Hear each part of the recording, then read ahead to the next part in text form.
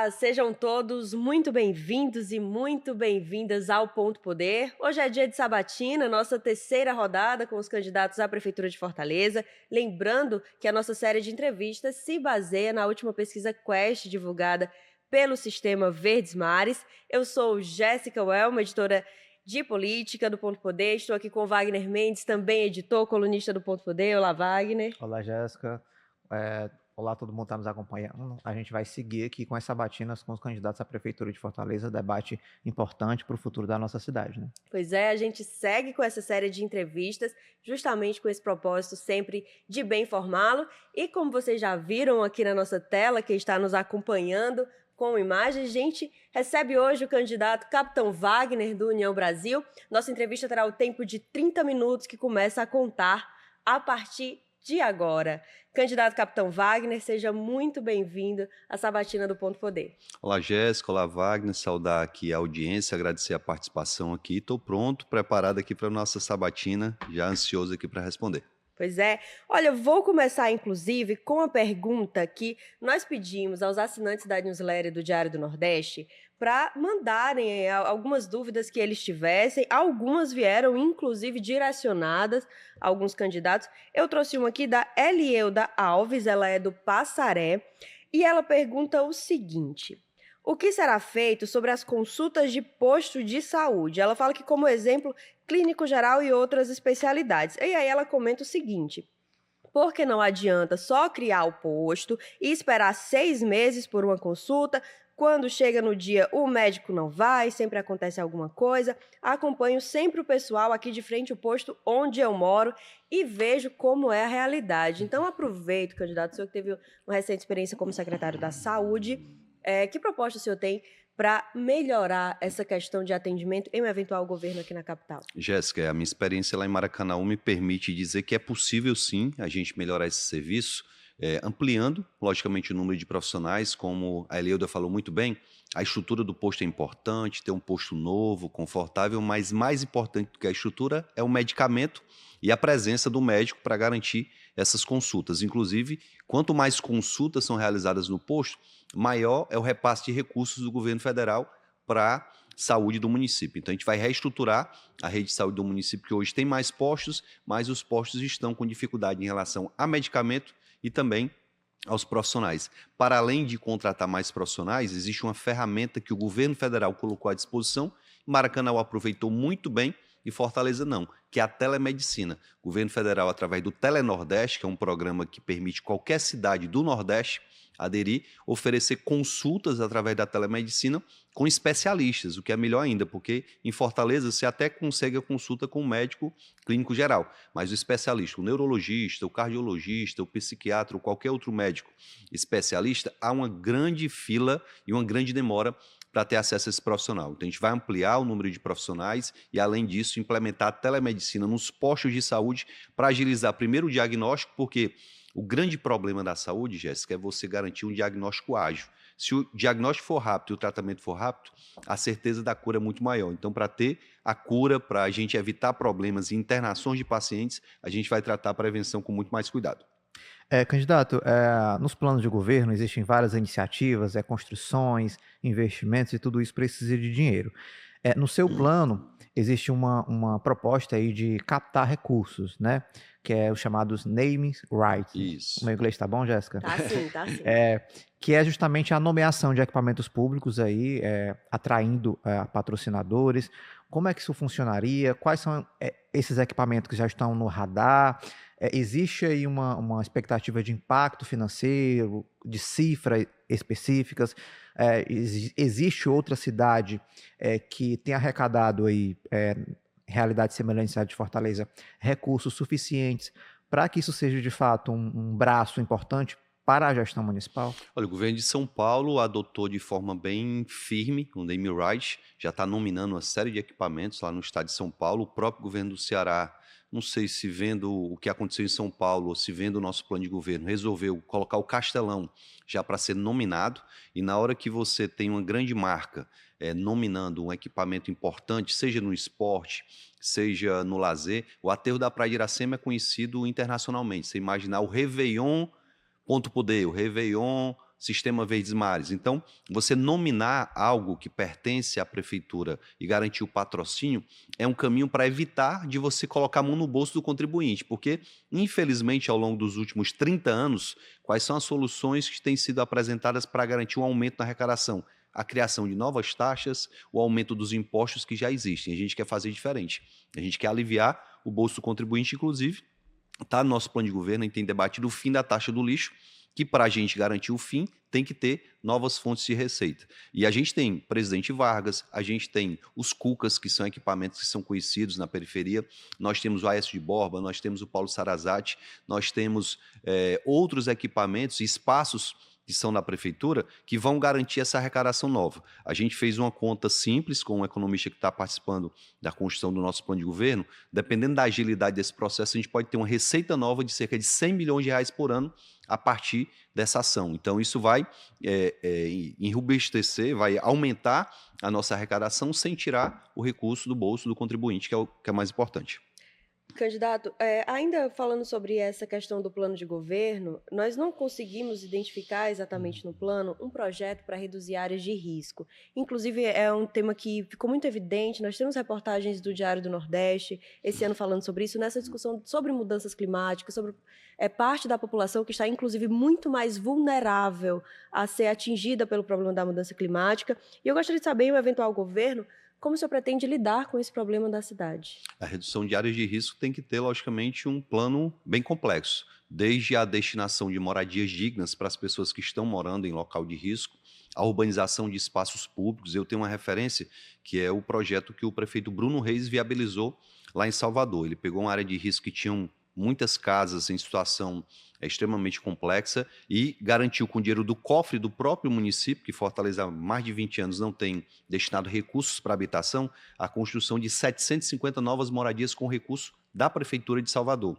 Mas ele não só construiu as novas moradias, construiu apartamentos, construiu sobrados, mas revitalizou completamente os espaços. O rio, que era completamente poluído, foi urbanizado, construiu-se um terminal de ônibus, construiu-se um espaço, um mercado de feiras, foi construído uma escola, uma creche, um posto de saúde, toda a infraestrutura para que aquelas pessoas pudessem permanecer próximo ao seu local, onde eles residiam, e ter qualidade de vida. O que a gente tem visto de programas habitacionais aqui em Fortaleza? Você constrói um conjunto habitacional lá na divisa de Fortaleza com Itaitinga, lá na divisa de Fortaleza com Maracanã, e tira as pessoas do seu local de origem. Quando você tira uma pessoa da Barra do Ceará e coloca lá no Ancuri, essa pessoa provavelmente não vai se adaptar àquele local e vai acabar abandonando aquela moradia, ou acontece o que tem acontecido também das facções tomarem aqueles espaços. É importante que a gente tenha programas, Jéssica, que garanta uma quantidade menor de moradias no local, porque quando você viabiliza um prédio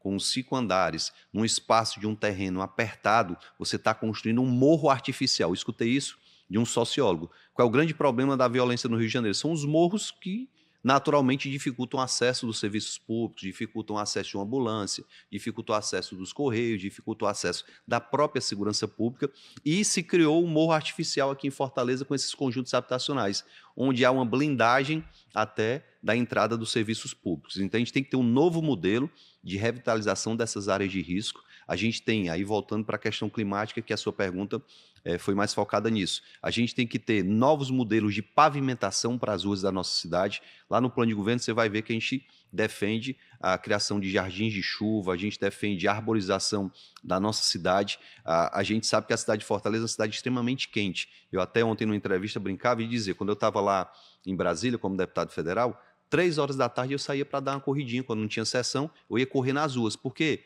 Lá é muito arborizado. Você corre lá 5 quarteirões na sombra mesmo às 3 horas da tarde. Então a gente tem que arborizar mais a nossa cidade e tornar o espaço público ocupado pelas pessoas. Isso tem um impacto no meio ambiente, tem impacto também na segurança pública, que é muito importante. Candidato, eu fiquei ainda nessa dúvida em questão sobre a moradia, que o senhor trouxe um retrato de muitos problemas que a cidade enfrenta sobre esse deslocamento das pessoas que vão para conjuntos habitacionais mais distantes de onde elas viviam, mas qual a proposta do senhor para então conseguir resolver esse problema mantendo essas pessoas perto? Porque a gente tem a capital muito adensada também. A gente sabe que Fortaleza tem um alto volume de assentamentos precários, que são justamente esses locais onde a moradia é muito pequena, moram muitas pessoas juntas. Mas como que o senhor pretende fazer com que elas fiquem nesses espaços? A gente escuta muitas propostas que é sobre revitalizar o centro, que tem um custo muito grande naqueles prédios que são mais antigos. O senhor apresentou bastante o problema, mas qual seria a solução? Pronto, Jéssica, uma das áreas mais adensadas da nossa cidade é o Pirambu. Vou citar aqui o exemplo do Pirambu, ali do Vila do Mar, que tem um adensamento muito grande. A solução ali para que a gente possa alargar as vias e ofertar moradia no próprio local onde as pessoas estão hoje é a verticalização. Então lá a gente precisa verticalizar. Eu conversei inclusive com algumas construtoras que têm interesse em construir prédios ali à beira-mar. Você ter prédios de médio padrão construídos ali no Vila do Mar, no próprio Pirambu, viabilizam uma moradia digna para essas pessoas. Seria acessível para essa população? Logicamente que a prefeitura vai ter que entrar com contrapartida, com terreno, a questão da desapropriação dessas residências. A prefeitura vai ter que entrar também. Foi assim que o prefeito Bruno Reis fez lá em Salvador. Na medida que a prefeitura dá a contrapartida dela, em parceria com as construtoras, aí o empreendimento se torna acessível. A gente pode viabilizar através do Minha Casa Minha Vida, a gente pode viabilizar através de outras fontes de financiamento esse acesso a essa moradia. Na hora que você oferece para as pessoas, como o prefeito Bruno Reis ofereceu, a condição, você está morando lá no Pirambu e sua casa vai ser desapropriada. Ele deu 3 opções para as pessoas lá em Salvador. Você pode escolher qualquer outra casa na cidade de Fortaleza que tem o mesmo valor que a sua, que a prefeitura vai e paga e você vai mudar. Você pode escolher, então, receber um apartamento que a prefeitura vai construir, ou você pode escolher um sobrado, como o prefeito Bruno Reis fez em Salvador. Então, é uma proposta viável, é uma proposta que alarga as vias, facilita o acesso da ambulância, facilita o acesso da viatura da Polícia Militar, facilita o acesso dos serviços públicos. Porque, Jéssica, que muitas dessas áreas hoje são dominadas pelo crime. Porque há uma dificuldade até de entrar, uma dificuldade de acesso dos próprios serviços públicos. Tem agente comunitário de saúde que tem dificuldade de entrar em determinadas regiões, agente de endemias que tem dificuldade também. Na hora que você alarga as vias e você facilita o acesso, fica muito mais seguro o espaço e é muito mais viável. Candidato, o senhor tem a terceira candidatura à Prefeitura de Fortaleza, dessa vez de chapa pura, né, com apenas o seu partido, que é a União Brasil. Em outras campanhas, o senhor teve outros grupos aliados, né? O próprio candidato André Fernandes esteve com o senhor, o próprio senador Eduardo Girão. E em 22, o senhor teve ali também a liderança do ex-presidente Jair Bolsonaro. Ontem o André Fernandes esteve aqui na Sabatina e ele fez críticas ao senhor, dizendo que o senhor correu atrás, né, aspas dele, correu atrás desses padrinhos políticos e como não conseguiu, agora diz que o padrinho é o povo, né? Que o seu grande aliado é o povo. Queria saber como é que você avalia esse momento da sua campanha e essa crítica de um ex-aliado seu. A gente lamenta os ataques, eu tenho lamentado, mas não tenho respondido ao ataque. O grande adversário que eu tenho, Wagner, são as filas nos postos de saúde, a violência que tomou conta da cidade, mas também não vou deixar de responder ao questionamento. Existe uma diferença entre padrinho e aliado. Em 2012, quando eu fui candidato a vereador em Fortaleza, que eu me tornei o vereador mais votado da história de Fortaleza, com 43 mil votos, ninguém botou a mão na minha cabeça para eu me tornar o vereador mais votado da história. E até hoje eu sou o vereador mais votado da história. Em 2014, quando eu fui candidato a deputado estadual e me tornei o deputado estadual mais votado da história do Ceará, até hoje, ninguém colocou a mão na minha cabeça. Mérito do trabalho, do meu grupo político que construiu essa votação. Quando em 2018 eu fui o federal mais votado, também não tive padrinho. Bolsonaro estava pedindo voto para o Heitor Freire e eu estava lá sozinho trabalhando e consegui. Essa é a grande diferença. Eu nunca precisei de padrinho para ser eleito a cargo nenhum. Os cargos que eu fui eleito foram graças ao meu trabalho. Diferente de candidatos que precisam do apadrinhamento até para se tornarem conhecidos porque não têm serviços prestados. O meu serviço prestado na segurança pública, a defesa da minha categoria lá no começo da minha carreira foi quem me viabilizou essas votações expressivas. Quando eu fui candidato a prefeito em 2016, nunca tive padrinho político, tive aliados. Vários partidos foram aliados, o PSDB à época, o próprio MDB tiveram. Aí quando a gente vê alguém criticando isso, é uma crítica que acaba me beneficiando, mostra a nossa capacidade de articulação e de diálogo. O momento atual é um momento em que o PL é o maior partido do país, que tem uma estrutura financeira e quis lançar uma candidatura que a gente respeita.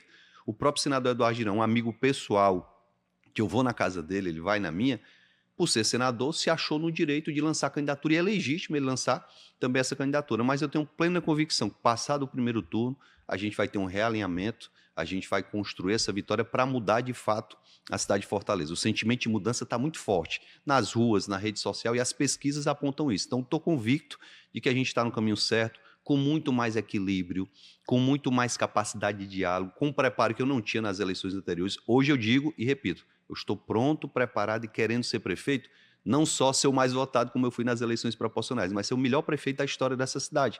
Porque eu tenho um sentimento da periferia. Eu acordei de madrugada para pegar ficha no posto de saúde para ter uma consulta com o dentista. Eu peguei ônibus para ir trabalhar, para fazer meu curso de eletrotécnica, eu sei qual é a dificuldade de viver na periferia. Diferente de candidatos que só andam na periferia em época de campanha. Eu sei como estabelecer um processo onde a prefeitura vai ser protagonista da pacificação das comunidades. Tem candidato por aí, vai, que diz, eu vou armar a guarda municipal, dar fuzil e vou guerrear o crime. Não é papel da prefeitura. Isso é uma fala somente para tentar emocionar as pessoas e conquistar o voto. Você falou muito bem aqui nos bastidores. A gente não quer saber só o que vai ser feito, mas como vai ser feito. Você tem capacidade financeira para fazer isso? Você tem conhecimento técnico para fazer isso? Qual foi o serviço que você prestou que lhe dá crédito para você estar se comprometendo com isso? Candidato, ontem, inclusive, nós questionamos o candidato André Fernandes sobre a questão do apoio no segundo turno. Ele saiu dizendo que não teria a possibilidade de ele não estar no segundo turno, mas o senhor articulou uma proximidade com o PL até a reta final e no período da pré-campanha, que foi um aliado em 2022. Pensando no eventual segundo turno, seja o senhor como um nome que possa estar no segundo turno, seja o André Fernandes como um nome que poderia estar no segundo turno, o senhor manteria essa busca por uma articulação, mesmo que André Fernandes faça críticas agora à campanha do senhor? Olha, é natural que quem está em primeiro lugar nas pesquisas seja alvo de ataques. É triste, mas é natural. Então, estou tranquilo em relação a isso. É lógico que, passado o primeiro turno, se o povo de Fortaleza me desse a oportunidade de estar lá, como eu estive em 2 outras eleições, a gente vai sentar com quem não for para o segundo turno, certo? Quem tiver o desejo real de fazer a mudança que a cidade está precisando e quiser sentar comigo, vai poder sentar, vai poder participar da gestão, vou poder acolher ideias que estão no plano de governo do Girão, do André ou de qualquer outro que não esteja no segundo turno. Então, estou convicto que vencer a eleição passa por uma aliança, passa por um diálogo que alguns candidatos não querem admitir. Quando eu digo que vou vencer a eleição sozinho, eu estou menosprezando a cidade. A cidade é heterogênea demais. A cidade é diferente. A cidade tem uma grande parcela que é de direita, tem uma grande parcela que é de centro, tem uma parcela que é de esquerda. A cidade tem pessoas na periferia que estão passando por dificuldades diferentes de quem mora na área nobre. Quem mora na área nobre hoje, Jéssica, teme de ser assaltado. Não pode ver uma motocicleta com 2 pessoas que sai correndo porque acha que vai ser assaltado. Quem mora na periferia teme pela própria vida. Porque o problema da periferia de segurança é diferente do problema que existe lá na área nobre. Então, até isso as pessoas têm que entender como é que funciona. Por ter estado nas comunidades de madrugada trabalhando como profissional de segurança, eu sei o que acontece nessas comunidades. Diferente de gente que está no gabinete ou está na internet dizendo que vai solucionar tudo sem ter uma experiência e uma vivência do que é morar na periferia e trabalhar na periferia. Candidato, ainda voltando para os programas de governo, tem alguns programas lá que tem um epíteto Bela. Eu acho difícil você olhar para esses nomes. Um programa que o senhor propõe, como Casa Bela, Reforma Bela, remete ao slogan da ex-prefeita Luiziane Lins, que era Fortaleza Bela. E eu gostaria de saber qual a relação que o senhor tem com a ex-prefeita, se tem alguma relação. Em 2012, havia ali uma proximidade, naquele momento que o senhor encampava muito um cara de adversário ao governo Cid Gomes, quando a Luiziane também, numa época de oposição muito intensa. Há ainda uma aproximação entre os dois? Como é que é esse diálogo com a ex-prefeita? Jéssica, eu reconheço o legado de cada prefeito que passou pela gestão, do Juraci Magalhães, que deixou uma infraestrutura na cidade que até hoje é reconhecida, do próprio Roberto Cláudio, que trabalha muito bem essa questão da infraestrutura, e o trabalho social que a Luiziane desenvolveu durante os 8 anos.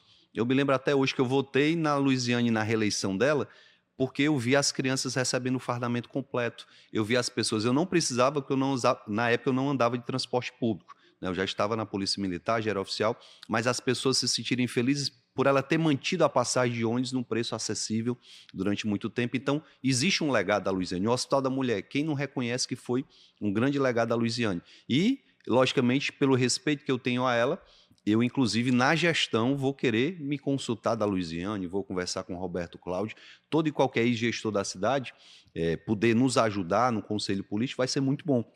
Então, eu tenho uma relação de muito respeito com a Luiziane, o gabinete dela é vizinho ao gabinete que era meu e hoje é da Daiane, lá em Brasília, e sempre que eu a encontro, eu cumprimento, a gente conversa, a gente não tem dificuldade nenhuma. Estamos em campos diferentes, ela está no partido que é adversário da gente agora na eleição, mas Me chamou a atenção, você citou ela no partido adversário, Roberto Cláudio também em um partido sim, adversário. Você mas citou dois nomes que estão agora bem Ju- na disputa. justamente, Jéssica. Então a gente tem que ter a maturidade de entender, para governar uma cidade complexa como a nossa, uma cidade que tem 2,5 milhões de habitantes, que é uma cidade pobre, o orçamento de Fortaleza parece ser grande, o orçamento de 14 bilhões, mas para uma demanda gigante que existe, a gente vai ter que ter prioridades. Então ter essa experiência, esse diálogo com ex-gestores é essencial para que a gente possa fazer uma grande gestão. Então, essa relação vai permanecer de forma respeitosa e, se ela quiser contribuir na nossa gestão, vai ser muito bem acolhida. Isso valeria para o Roberto Cláudio também? Vale para o Roberto Cláudio ou para qualquer outro que queira contribuir. Eu não tenho dificuldade nenhuma em reconhecer o mérito do legado que ele deixou de infraestrutura, na mobilidade urbana da cidade.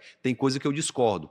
Por exemplo, o meu apartamento é ali pertinho da Bezerra de Menezes, eu acho que houve um erro ao colocar 2 faixas de ônibus e 2 faixas para os demais veículos. Ali precisa ser discutido se é realmente aquele modelo ou se um modelo diferente. O senhor já conversou com eles? Foram adversários em eleições aqui em Fortaleza em 2016, em 2022? Já conversei com o Roberto Cláudio, há um diálogo em também? eventos sociais, já liguei para ele já me ligou em algumas ocasiões, então a gente não tem dificuldade de diálogo nenhum. A gente se respeita, somos adversários, mas nos respeitamos sem qualquer dificuldade. O senhor falou em conselho. Haverá um conselho de ex-prefeitos, no caso o senhor chega à prefeitura? Como é que funcionaria Eu penso sim, Wagner, ter um conselho de ex-gestores da cidade, especialmente ex-prefeitos, que a gente possa se reunir periodicamente, sei lá, bimestralmente, ter uma reunião para avaliar programas que a gente queira lançar, para avaliar programas que foram iniciados, para ouvir deles quais foram as dificuldades, por exemplo, para conseguir novos recursos, para conseguir fontes de financiamento. É muito importante que a gente escute pessoas que já passaram por essa experiência, e acredito que eles de forma republicana, não vão deixar de acolher um pedido da cidade. Eu acho que o conselho não é para o capitão Wagner, mas o conselho para a cidade é extremamente importante.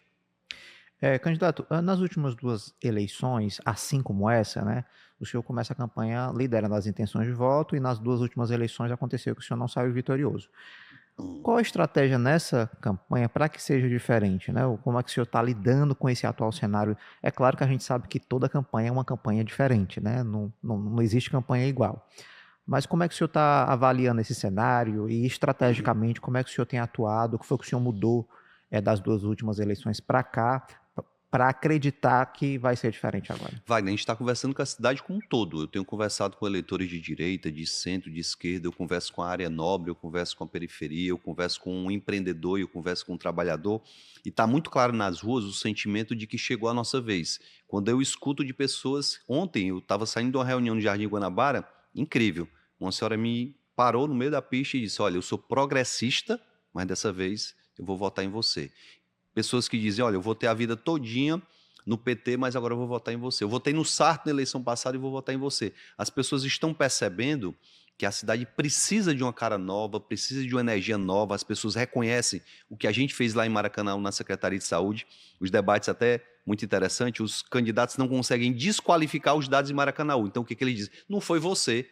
E eu digo, realmente não fui eu sozinho, eu liderei uma equipe de profissionais competentes e comprometidos que lá em 2022, antes de eu chegar, o município tinha uma nota 5 e hoje eu entreguei com 9 e hoje é 9,27, já melhorou. Então, há continuidade da política pública de saúde lá em Maracanaú. Graças a um prefeito que me deu autonomia, graças à busca de recursos em Brasília, que foi exitosa na nossa gestão. Então, é muito bom você ver os adversários tentarem, de alguma forma, desqualificar algo que é reconhecido. A gente recebeu prêmios de gestão pública na área da saúde a partir do trabalho que a gente fez lá. Então, hoje eu tenho plena convicção que eu estou muito mais maduro, muito mais preparado, o único candidato de todos, com experiência na área da saúde, com experiência na educação, porque sou professor, e especialista em segurança pública, que é uma área vital. Como é bom, Wagner, hoje ver os candidatos admitirem que a prefeitura deve contribuir na questão da segurança pública. Porque até a eleição passada, não, isso é responsabilidade do governo do Estado. Agora, todos admitem que a prefeitura tem uma parcela de contribuição grande para pacificar as comunidades. Alguns com um discurso mais bélico, outros com um discurso mais superficial, mais social, e eu estou com um discurso de que o social e o papel da Guarda Municipal são importantes. A tecnologia e a ocupação dos espaços públicos são importantes. Então, com esse sentimento de que a cidade está me conhecendo melhor, de que eu estou mais preparado, é que a gente vem para essa eleição sem qualquer temor de que a gente vai estar no segundo turno, logicamente com humildade, com o pé no chão, e vai conseguir formatar um arco de aliança no segundo turno que nenhuma outra eleição conseguir. Isso é que vai nos dar a vitória. Candidato, como que o senhor lida, como o senhor avalia a crítica de alguns adversários que questionam o senhor tentar, supostamente na avaliação dele, se colocar como uma figura de centro, sendo que teve um início de carreira na política, um momento em que se aproximou mais da esquerda, ali, como eu já mencionei, a questão da época da gestão da Luiziane, e também já ter declarado apoio ao ex-presidente Jair Bolsonaro, e se colocar nessa eleição, nessa avaliação de adversários, são comentários que a gente recebe muito na live do Ponto Poder também, esse tipo de questionamento, mas como que o senhor avalia esse cenário da sua posição política nessa eleição? Olha, eu acho que o meu passado, o meu presente, as minhas atuações no parlamento mostram que, de fato, a gente tem condição de diálogo. Jéssica, eu tenho muito orgulho de ter sido relator da medida provisória 885, que transformou em lei um texto que eu escrevi que permite tomar os bens dos traficantes e leiloar esses bens em 90 dias. Como é que acontecia antes? O traficante tinha uma Ferrari que era apreendida, essa Ferrari passava 15 anos num depósito até a justiça autorizar o leilão. Quando ia leiloar, não valia mais nada. A minha lei, a lei que eu escrevi, garante que a gente possa leiloar essa Ferrari em 90 dias e o dinheiro é revestido para combater o tráfico de drogas. Essa lei foi aprovada por 513 deputados federais lá em Brasília. Todos votaram a favor. Por quê? Porque eu fui conversar com um deputado de direita, com um deputado de centro, com um deputado de esquerda. Quando eu fui gestor na Secretaria de Saúde de Maracanã, mesmo sendo adversário do governo do Estado, eu sentei com a secretária de Saúde do Estado, a doutora Tânia, que me recebeu super bem, que atendeu algumas demandas que eu levei para lá, não atendeu tudo, porque talvez ela não tivesse condição de atender. Fui ao Ministério da Saúde, consegui a telemedicina de graça para Maracanã. Então, isso mostra que a gente tem equilíbrio e sabe fazer gestão. Porque quando eu vejo algum candidato se posicionando dizendo eu não sento com ninguém do partido A, do partido B, eu não dialogo, não quer ser prefeito. Aí ele quer fazer só política partidária. Passado o resultado da eleição, dia 1º de novembro, eu vou descansar 2 dias que eu mereço, dia 1º de novembro, eu vou procurar o governador para dizer, governador, eu quero contribuir com a segurança pública. Me coloco como secretário de segurança para a gente construir, prefeitura e governo do estado, um plano de segurança para a cidade de Fortaleza. Eu vou bater na porta dos ministros, lá em Brasília, para buscar recursos para a cidade. Esse é o modelo de gestão que se preocupa de fato com fortalezense, e não em só fazer política. Então, estou muito convicto de que esse modelo é exitoso e isso mostra a nossa capacidade de diálogo. A crítica do adversário ela é muito natural. O adversário quer me desqualificar, ele quer estar na minha frente, ele quer passar nas intenções de votos. E o eleitor percebe isso. Eu tenho andado muito nas ruas, Wagner, e uma coisa é muito comum, as pessoas olham para mim e dizem, olha, os outros só estão brigando, o senhor está apresentando proposta. Continue nessa linha, não vai responder à agressão. Responda a agressão com proposta, como o senhor tem feito, que é o caminho para a gente vencer. Candidato, vou fazer aqui uma perguntinha sobre proposta, né? Falando de proposta. A cidade de Fortaleza, ela gera muito emprego e renda com serviços, né? Uma cidade muito turística, de eventos específicos. Eu queria saber como é que o senhor pensa a gestão municipal em relação a eventos específicos, como Réveillon, Carnaval, São João, né? Como é que o senhor pretende lidar com esses eventos, do ponto de vista também da geração de emprego e renda, se o senhor acha correto e pretende colocar recurso público na contratação de artistas, na fomentação desse tipo de evento, ou se o senhor vai buscar iniciativa privada para financiar esse tipo de evento cultural? Olha, Wagner, os grandes eventos como o Réveillon já estão consolidados na nossa cidade. A gente tem que parabenizar, inclusive, o último Réveillon foi muito bem organizado, foi muito repercutido nacionalmente e sem dúvida nenhuma, um fomento da economia da cidade. Muitos turistas vêm para cá, o próprio fortalezense se diverte muito com isso, então é importante que se mantenha. E, assim como lá em Maracanã, o São João, parte do cachê dos artistas foi pago pela iniciativa privada. E aqui também se iniciou isso, eu acho que a gente tem que avançar ainda mais. Não só pagar os cachês dos artistas com patrocínios da iniciativa privada, mas a própria estrutura que é muito cara. Aquela estrutura para montar 3 dias um Réveillon, que saiu dos cofres da prefeitura, pode também ser bancada por patrocínio. Então, quanto mais avançar em patrocínio, mais a gente vai economizar dos recursos públicos e a gente vai poder, de repente, direcionar esse recurso público para popularizar o nosso Réveillon. Aí eu tenho que, de novo, voltar e remeter à gestão da Luiziane. Eu me lembro de um Réveillon que eu passei lá na Messejana, O meu Réveillon foi lá na Messejana. Teve um Réveillon de Fortaleza na Messejana. A gente tem que descentralizar essas ações culturais, a gente tem que levar também a cultura, o lazer, os eventos para a periferia da nossa cidade. Eu lembro de uma época que a gente tinha um momento de Réveillon no Conjunto Ceará, em Messejana, e tinha um Réveillon do Aterro da Praia de Iracema. Então, sou a favor desses eventos. Eu acho que fomentar a cultura numa cidade turística é caminho para gerar mais emprego e renda. O trade da cultura, por trás dele, tem toda uma geração de emprego e renda. E vou, sim, fortalecer a Secretaria de Cultura. Existe uma demanda... Candidato, eu vou precisar interromper porque nós já Pronto. vamos chegar no minuto final, que eu vou deixar justamente Perfeito. para as suas considerações. Então, o senhor tem agora 1 minuto. Obrigado, Jéssica. Espero que eu tenha respondido ao Wagner. Mas eu queria aqui agradecer a oportunidade aqui do Ponto Poder, parabenizar os convites que têm sido feitos aqui aos candidatos, que eles possam aproveitar esse espaço e olhar aqui para o Fortalezense e fazer um pedido muito especial, pedir uma chance. Graças a Deus, todas as oportunidades que eu tive na minha vida, eu agarrei com unhas e dentes. Foi na hora de fazer um concurso público, eu estudei, me dediquei, tirei o primeiro lugar, tirei o segundo lugar. Quando fui candidato a vereador e deputado, que tirei votações expressivas, eu tenho dito muito que eu não quero só ser o prefeito mais votado dessa eleição. Eu quero ser o melhor prefeito da história dessa cidade. Com equipe nova, com energia nova, com um grupo de secretários competentes e comprometidos para fazer o que a cidade precisa, para pacificar as comunidades, para trazer saúde pública de qualidade, garantir um medicamento no posto de saúde, garantindo a cidade do autista para ter o diagnóstico e as terapias que são necessárias para as crianças que têm qualquer tipo de transtorno. Peço a todos aqui uma oportunidade para fazer diferente, fazer melhor. 44, dia 6 de outubro, Capitão Wagner. Obrigada, candidato. A nossa conversa com o candidato Capitão Wagner do União Brasil fica por aqui. Muito obrigada pela sua companhia. Wagner Mendes, muito obrigada pela parceria. Obrigado, Jéssica. A gente segue ao longo da semana entrevistando outros candidatos. É isso, seguimos no Ponto Poder. Até mais.